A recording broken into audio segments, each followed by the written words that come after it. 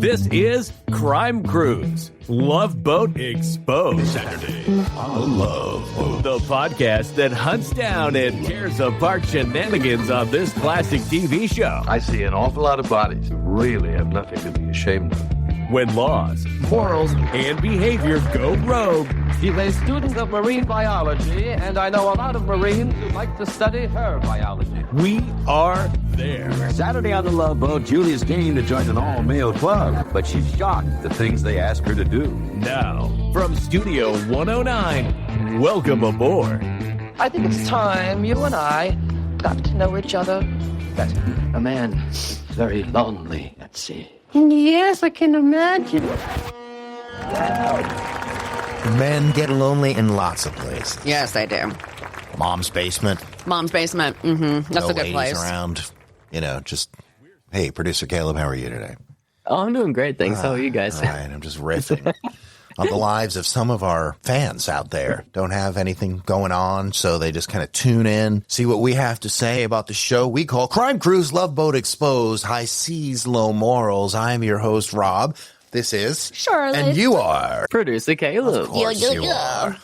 Well, we're a lively pack of friends here. We are. just sit around once a week and we take apart these episodes of the Love Boat. We look for shenanigans that are raw and wrong. And we're here to pluck them out of each episode in a row. We're on season 2, episode 16 here, which happened on the 19th of January, 1979. I kind of like that you're giving us the dates of when they happened. Yeah, it makes it kind of like takes me back to that mindset. I need to get there. You said 1979? 1979. January? Yeah, 2 months. January 1979. Wow. Okay, so you were a November kid? October 29th, so yes. October 29th. Yep. Wow. And you are the man that, as judge, pulls the clips out of the show, the clips that are wayward, that are just plain wrong, and we all are In his view. Well, in his view, they're shenanigans. I think is and very I think he much. Has a very... I say the view of Caleb is the view of all Americans, all Australians. Oh, yeah. I speak for everyone. He speaks for everyone. He is omnipresent. Speaking of, it's the voice of Jewish people, Gentiles. It's the voice of Mormons. Yes. Gentiles. Shitskas. It's everyone. Christians, Gentiles. Hey, whatever. Look, I'm just saying what I read sometimes. These are big words. I like to use them. All right. Well, look, we're here for an episode of The Love Boat. We are promised it's filled with grief and madness and twisted situations. It has to be because it's The Love Boat. So, Producer Caleb, as we queue up our first scene, is there anything we need to know? I see Julie smiling in a weird way on the screen. No, this episode wasn't too crazy. I mean, we got about 4 minutes, which is about the average of tomfoolery. I think the biggest moment, Gopher takes the spotlight. Okay. And that's all I'll say about that. We haven't had a Gopher spotlight in a long time. Like, not since the chimpanzee. Wasn't he the one with the chimpanzee? I feel like that's the last time we had, like, a Gopher-centric episode. Yeah, and the chimpanzee jumped out of his arms and ripped this woman's face off. Oh, wow. It's a horrifying. It's a different show. Check out our previous episodes to check that out. Season 1. That's a season 1. This is a season 1. So I was being over dramatic saying this is twisted and filled with. All right, I probably wasn't. Let's just let. You're the always viewers... overly dramatic, though, Rob.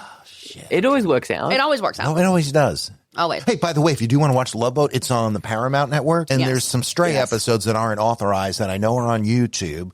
But hey, pay for it. Paramount Network brings this quality program Paramount to Plus, life. Yes, which Paramount I have. Plus. You can just watch it. They've restored all the footage. You can see the T and A in glorious color and the way it was supposed to be seen. Well, Miss Walsh, you and Mr. Breyer have adjoining cabins on the Aloha deck, cabins 272 and 274.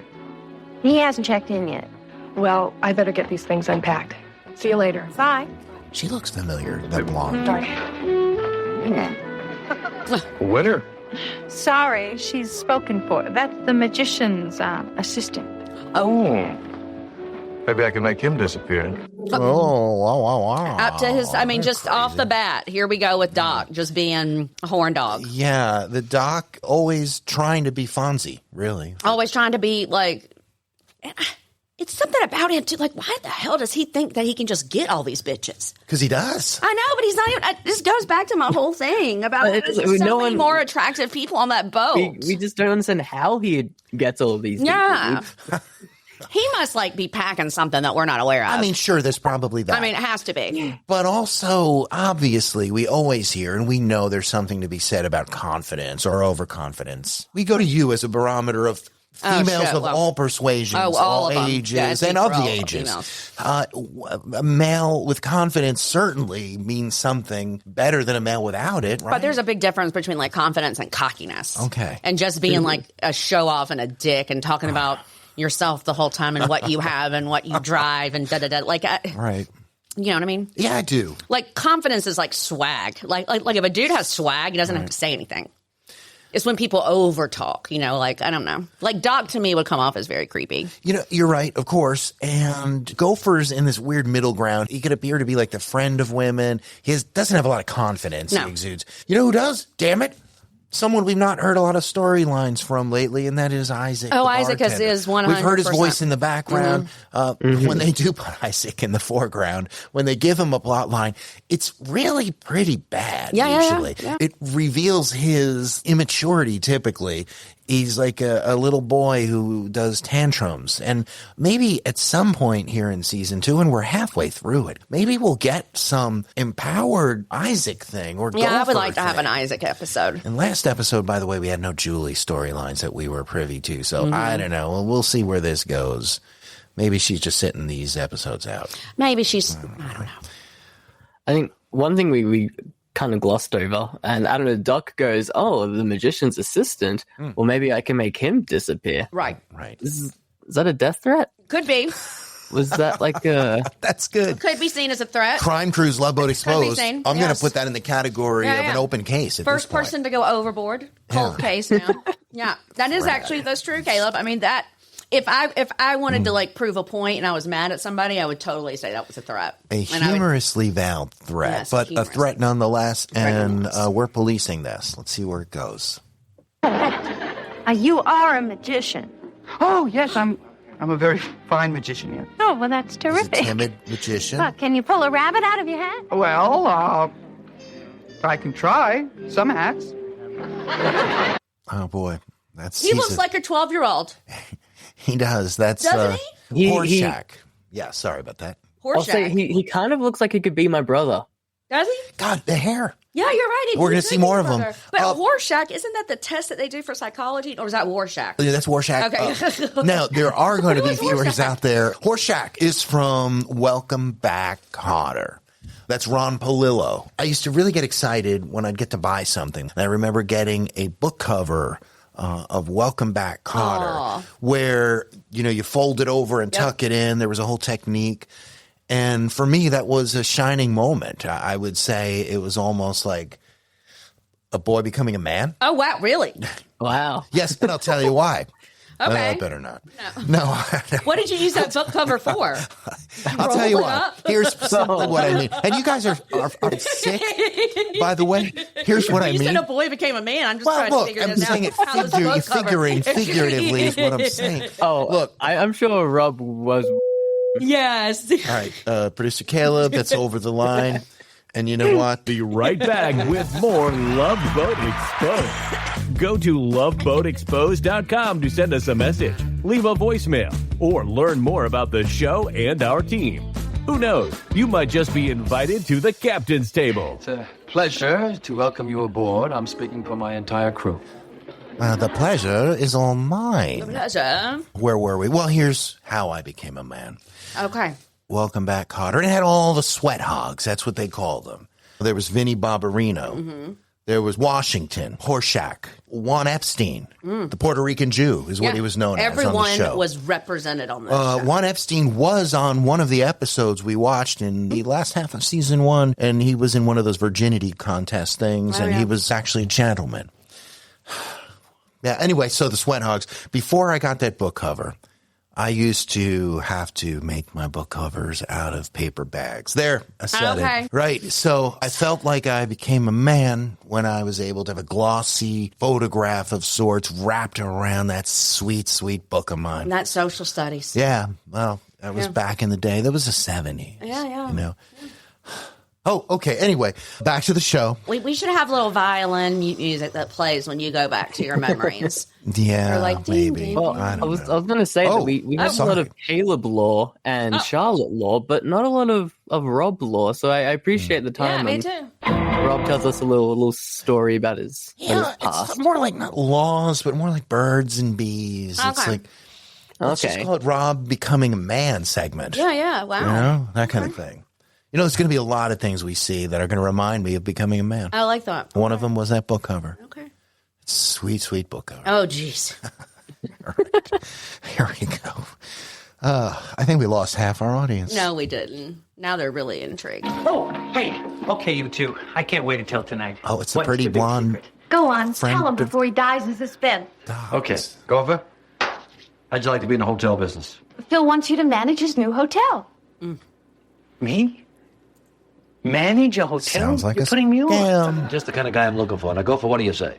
Now, Gopher, what do you say? Well, I think I'm getting a speech impediment. Who is that guy that was the hotel dude? That's Gopher's friend, and he became a uber millionaire, billionaire, whatever, rich guy from managing hotels.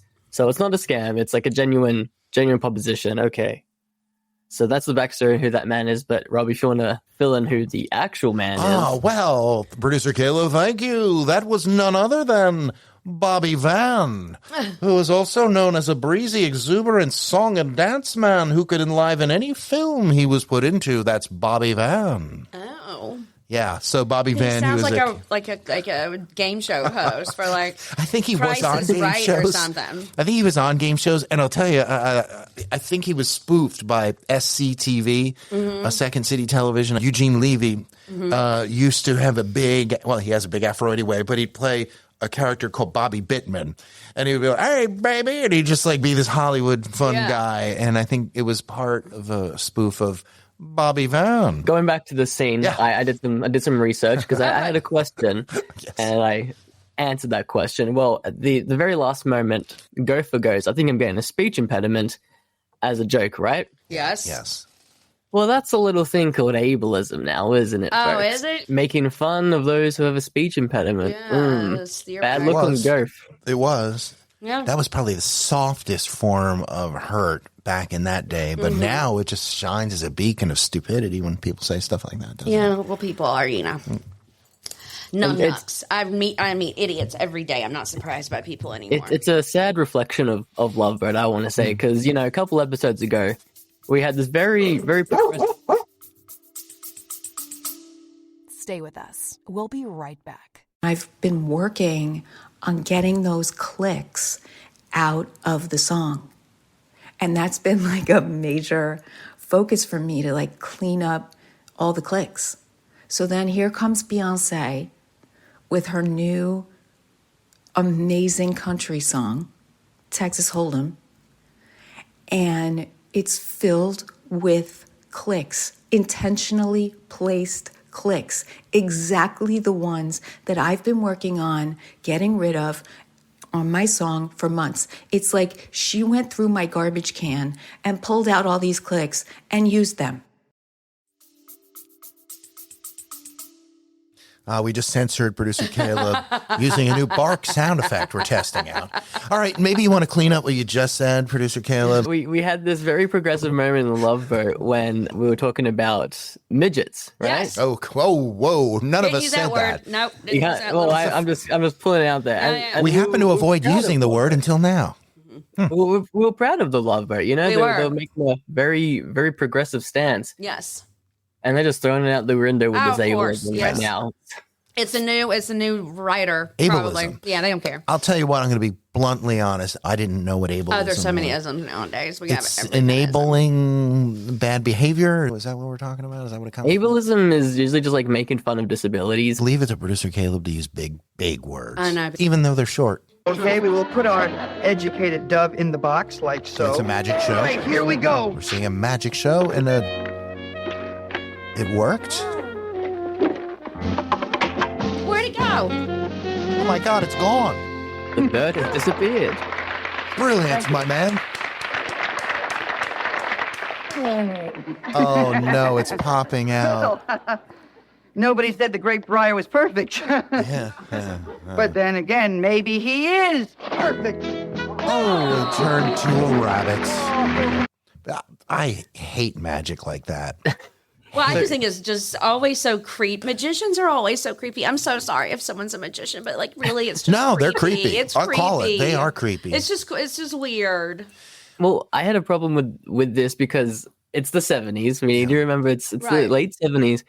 And I just don't know if there's animal protection laws of course or not. like No, this is the second time he's like pulled a bird out of something. Like he had a I bird know. under his hat for how long before the scene started? Right, and where are they keeping these bunnies? And now this bunny came out of nowhere. It's just I fear for the protection of these animals. I feel like some animal cruelty is going on. Sure.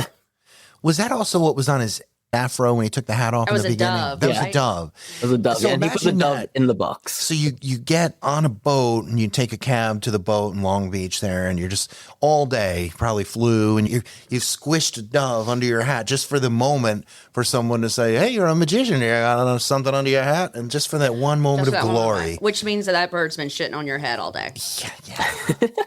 You know, I'm going to say something. Uh-oh. I'm just going to lay it on the Say table. something, Rob. Magicians, creepy. You said that. You said it. I did. All right, so I'm just. Yeah, they are creepy. All right, 3 for 3. Magicians are creepy. Oh God, yeah. And you know what? If there are Magicians are magicians listening or watching, screw you. No, prove us wrong. Please, You're creepy, please not man. be creepy. No, please, just if you are the creepy style. If you're a regular magician, That's different. you're like, hey, I'm the redneck magician or blue collar magician. yeah. You're cool, man. Yeah. Charlie, Oh, here comes trouble. Charlie, it is not fair for you to still be working at this hour. Now, come on, let's go dancing. No, I'm not allowed to dance with the passengers. All right, it was an old man and older woman. Yes, I'm not allowed to dance with the passengers, but everyone else has been screwing with the passengers. Everyone else has been flirting with, Charlie. dancing with. Charlie, A worker on the Love Boat Right. cannot dance Right. with the customers? And Julie almost left and became someone's wife and mom. I mean, how can you not? Every week we're seeing every this. week. That was Abe Vigoda, who had a Mm-hmm. show called Fish in the 70s, and he was on Barney Miller, and he was even in some of the mob movies. Yeah, like he was some tall. He Scorsese. looked like a. He He kind of reminded me of Lurch. You right. 3, 2, 1. My next feat, ladies and gentlemen, I'm going to need some help from the audience. My assistant isn't feeling well, so I would like to ask for some help from a young lady in the audience. Miss McCoy, would you be so kind? No. Do it, Julie. Do it. Come on. Come on, Miss McCoy, be a sport. Yes, sir. Was she pressured to do that because it's her job? Yes, Yeah. always. The captain likes And I don't know if you saw this, but But he, the like, pinched I her. captain, saw it. I saw yeah, it. he like He like pinched tipped her her on the chin. face, right? Yeah, just a little. Oh little my nick. gosh. He touched her. And was I wrong in thinking I saw the captain's daughter sitting next to him? I don't know who that was. Okay. But I Wow. yeah. Wow. The girl who eventually takes Julie's job. Yeah, well, Julie clearly didn't want to do that, and she was pressured by her captain, weird boss guy who touched her face. Yeah, right. Ugh. Well, I'm also going to address another elephant in the room. Yeah. The physician's assistant who was apparently absent was the woman that played the doc's nurse friend. The one that had been a showgirl. Her showgirl days. I don't think she's playing that character this time around. She is not, but I do want to wonder: is she really sick, or is she knocking boots with the doc? Ah, great question. Is she really sick, Caleb? Neither. So the woman we saw at the very beginning with Julie, Yes. who was the magician's assistant, Blonde woman, she pretty. was expecting a different magician, and so this How does that happen? curly-haired Caleb lookalike, Yeah. like magician guy. He was the younger brother of the actual magician. Okay. And the actual magician was having an affair in Vegas, and there was a whole drama thing. But Okay. so she was like, "I'm not going to be your assistant. I'm your brother's assistant. I love him. I don't like you." And he's like, "Okay." A show's a show. Yeah. Okay. Well, that woman is Elaine Joyce. This is her second time on the Love Boat. Again, we saw her as a friend of Doc's that was a nurse and made Doc jealous because she was such a good nurse. Eventually, he said, you should be a doctor.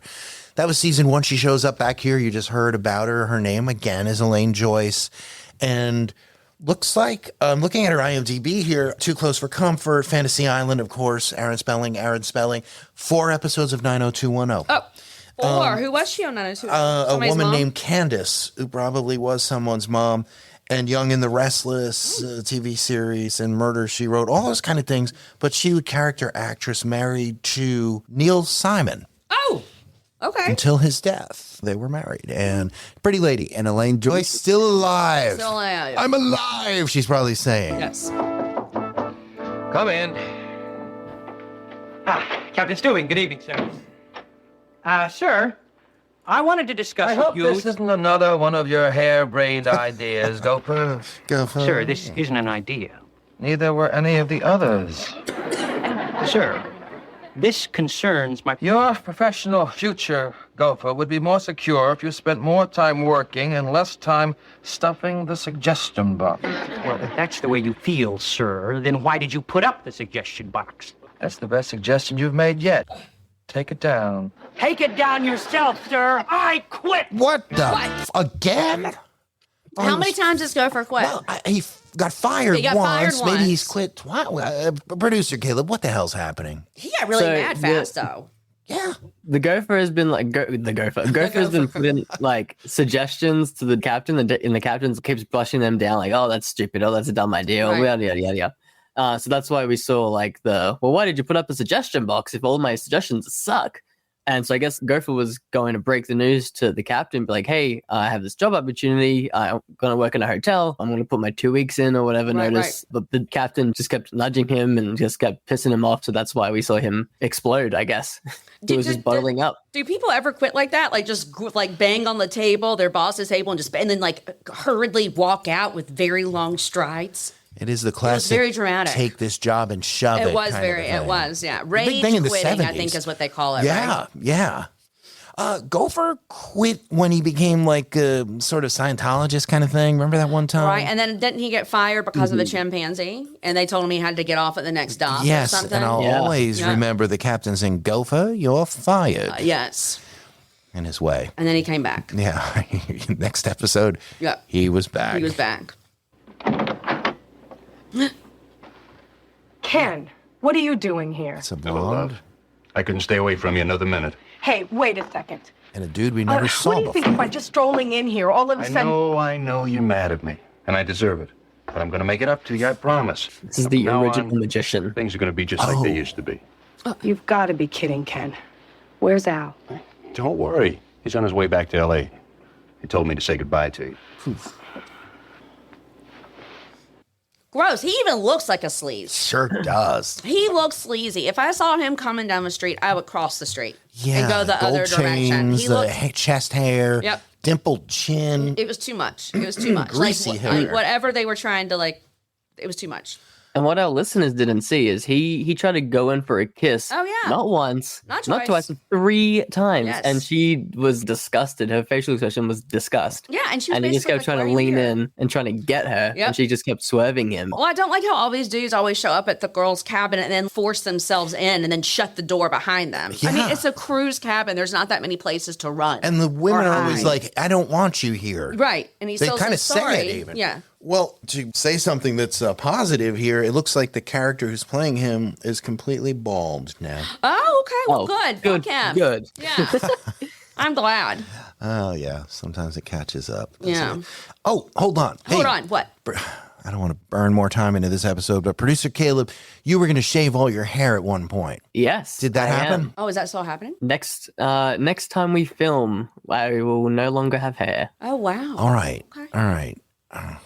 I'm interested to see how this happens. Yeah. Okay. Well, Okay. our audience, well, they might be interested too. Okay, we'll get on that whole topic. Let's see what's next. It may be our last scene. Only you're so busy being a big wheel, you don't even realize you're ignoring her. Ignoring? Sometimes I feel my only function is to decorate your parties. Yeah. And for a smart businessman, you're dumb. Melody has a million ideas. They're good ideas. But every time she comes up with one, you just shoot her down. I mean, you probably give your bellhops more respect. Well, I guess it's the old male ego. Business is a man's world. Oh, God.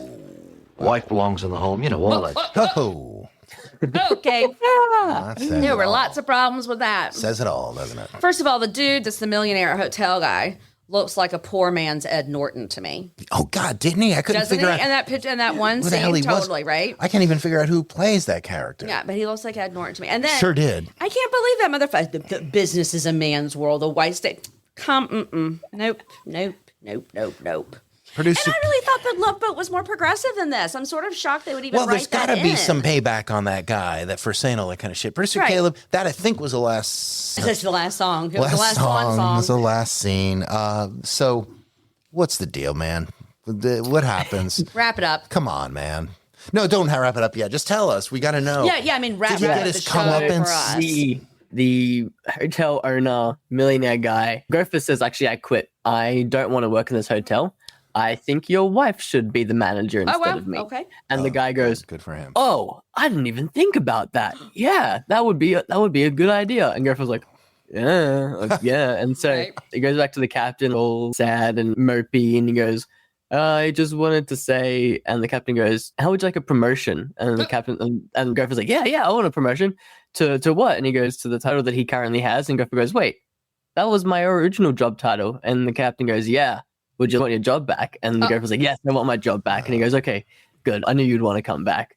Of course. And that's the end of that storyline. And then the magician one that we saw, the Caleb Looker magician, ended up falling in love with the magician's assistant, the older brother's assistant. Mm-hmm. And the assistant was like, screw you, older brother. And they locked him in the closet and they ran away, whatever.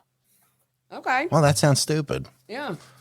Yeah, it was a bit of a letdown. Okay, well. That was episode 16. Well, Ron Palillo, the first sort of timid magician, I think he died in the last year or two. And all the Sweathogs are dead, I think, except for John Travolta. He's, of course, still kicking it. Vinnie Barbarino, that was his name. John Travolta is bold also, to loop that back to the bold comment. He is bald, you're right. Yeah.